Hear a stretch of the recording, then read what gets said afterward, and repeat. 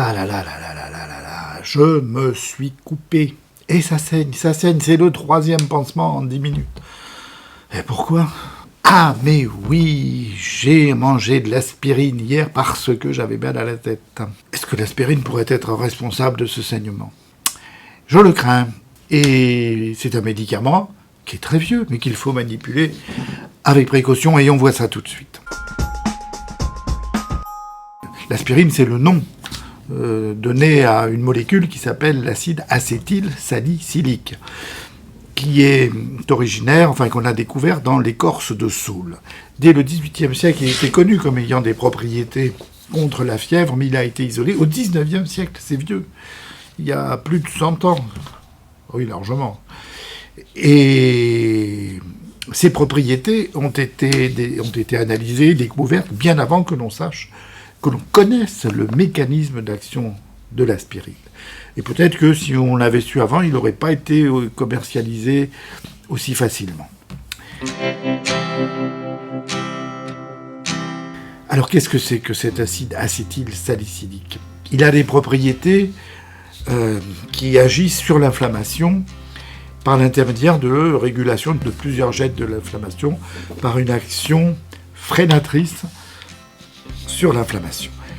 Mais il a aussi des effets anti-fièvre et anti-douleur, mais là à forte dose.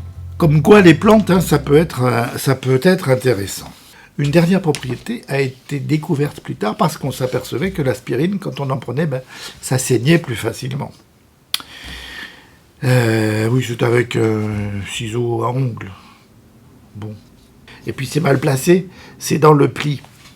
On n'est pas à l'abri, nous autres non plus, de ce genre de problème. Mais revenons-en à l'aspirine. On a découvert ses propriétés, une propriété curieuse qui faisait qu'on saignait plus longtemps quand on prenait de l'aspirine. Bon. Au fur et à mesure des recherches, on s'est aperçu que cette aspirine avait un effet anti-agrégant plaquettaire. Ouh là là, c'est compliqué ça. Ça veut dire quoi, anti-agrégant plaquettaire ? Ça veut dire qu'on empêche l'agrégation des plaquettes. Ah, bon, c'est quoi les plaquettes ? Les plaquettes, c'est des petits bouts de cellules, elles ne sont pas complètes, qui ont une propriété, elles aussi, qui ont une capacité à se coller contre les brèches ouvertes dans les vaisseaux, contre les parois de vaisseaux abîmés, qui laissent dépasser des morceaux de matrice extracellulaire. Je vous dis des gros mots en pagaille, là. Disons que, à l'état normal, on a un film de téflon qui tapisse nos vaisseaux, tous, qui empêche de coller. Voilà, les plaquettes ne peuvent pas coller. Mais quand c'est abîmé, qu'il y a une coupure, il y a ce qui est dessous, la matrice extracellulaire, c'est des bouts de collagène, des bouts de protéines. Et là, tout de suite, les plaquettes vont se coller. Pourquoi ? S'il y a une coupure, c'est pour empêcher que ça saigne, pour boucher le trou, pour boucher la paroi. Il y a une vidéo ici sur la coagulation. Alors, la matrice extracellulaire, qu'est-ce que c'est ? Il ne l'a pas dit. Matrice extracellulaire, c'est compliqué ça. C'est quoi ? C'est une espèce de réseau de ciment qui, justement, unit les cellules entre elles. Elles ne sont pas comme ça, les cellules, elles ne tiennent pas par l'opération du Saint-Esprit. Elles tiennent dans cette matrice extracellulaire. Alors, qui la fabrique ? Ce sont des cellules qui sont dans la matrice ou à côté. Et de quoi est-elle constituée ? De collagène. Voilà, de collagène, mais pas seulement, de collagène. Alors, il y a 28 formes de collagène. Ils sont très variables. Des molécules qui sont un peu compliquées à expliquer, qu'on appelle des glycosaminoglycanes. Bon, elles ont une propriété, ces glycosaminoglycanes, c'est de retenir l'eau, donc de provoquer une hydratation. Oh, vous en connaissez, l'acide hyaluronique en fait partie.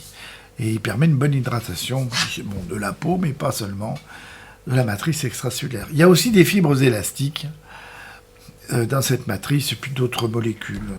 Cette matrice, elle n'est pas anti-adhésive. Et quand la paroi d'un vaisseau est altérée, il y a des bouts de cette matrice qui sont pas à l'air libre, mais qui sont accessibles et qui vont provoquer l'adhésion des cellules circulantes. Ça peut être ici les plaquettes, ça peut être aussi les globules blancs. Voilà. Normalement, les cellules circulantes ne doivent pas adhérer aux parois des artérioles, aux parois des artères. Ben ici, elles adhèrent, et c'est ça qui va donner des ennuis. Et elles adhèrent parce que cette matrice extracellulaire, eh bien, elle est affleurante. Les effets secondaires de l'aspirine découlent aussi de cette propriété qu'a l'aspirine d'empêcher l'adhésion plaquettaire. Ce sont les saignements. Il y a une toxicité aussi pour la paroi gastrique, alors vous imaginez les deux. Toxicité de paroi de l'estomac plus anti-agrégation, ben ça peut donner des saignements digestifs. On a là un des principaux effets secondaires potentiellement graves de l'aspirine et des anti-agrégants plaquettaires en général. Sauf que là, l'aspirine a une toxicité gastrique. Alors il est d'usage, c'est pas systématique, mais de donner des antiacides lorsque l'on prend des anti-agrégants plaquettaires. Bon, vas-y. Seulement voilà, il y a des maladies, l'athérosclérose. L'infiltration de nos artères par des dépôts de lipides, l'athérosclérose donc, qui abîme la paroi. Cette espèce de film anti-adhésif qui tapisse nos artères est abîmé. Et s'il est abîmé, ben, par endroits, il y a des petits trous, et que là, les plaquettes, elles vont aller coller.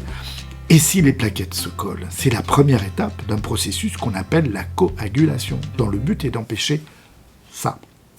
Mais ça, c'est pas bien, parce que si le vaisseau, il peut s'agir de vaisseaux un peu plus gros, si dans le vaisseau se produit la formation d'un caillot, et si c'est dans une artère, ben l'artère est bouchée. Et si l'artère est bouchée, ben c'est l'accident. C'est l'infarctus du myocarde, c'est l'accident vasculaire cérébral, et ça, c'est quand il y a donc des lésions de nos parois artérielles qu'on appelle l'athérosclérose. D'où l'idée de donner un médicament qui empêche cette première étape de la coagulation, les anti-agrégants plaquettaires. Et c'est pour cela que l'on donne de l'aspirine, qui est efficace là en tant qu'anti-agrégant à de très faibles doses. Alors on appelle plus ça aspégique, on appelle ça cardégique. Elle est efficace à 75 mg ou 160 mg par jour. Et ben, ça empêche l'agrégation des plaquettes sur des parois altérées, ça empêche la formation de caillots, ça permet d'éviter les infarctus du myocarde, ça permet d'éviter les AVC. Et on donne donc des antiagrégants quand il y a des risques, quand il y a des plaques athéromateuses, quand il y a des plaques athéromateuses qui de surcroît sont ulcérées, quand il y a eu des antécédents d'infarctus ou d'accident vasculaire cérébral. Même dans la pose des statins. Alors évidemment, c'est à discuter avec les cardiologues, les neurologues, les médecins vasculaires. Alors depuis l'aspirine, il y a eu d'autres anti-agrégants plaquettaires, le clopidogrel. Moi, je préfère l'aspirine, c'est un médicament pas naturel, mais... Alors attention au saignement, si vous prenez de l'aspirine, qui reste un médicament utile dans les douleurs, c'est un mode antidouleur. Pour la fièvre, il y a plutôt le paracétamol. Et attention notamment si vous allez chez le dentiste, procéder à une extraction dentaire, des soins. Oh, mais ça, c'est une autre histoire.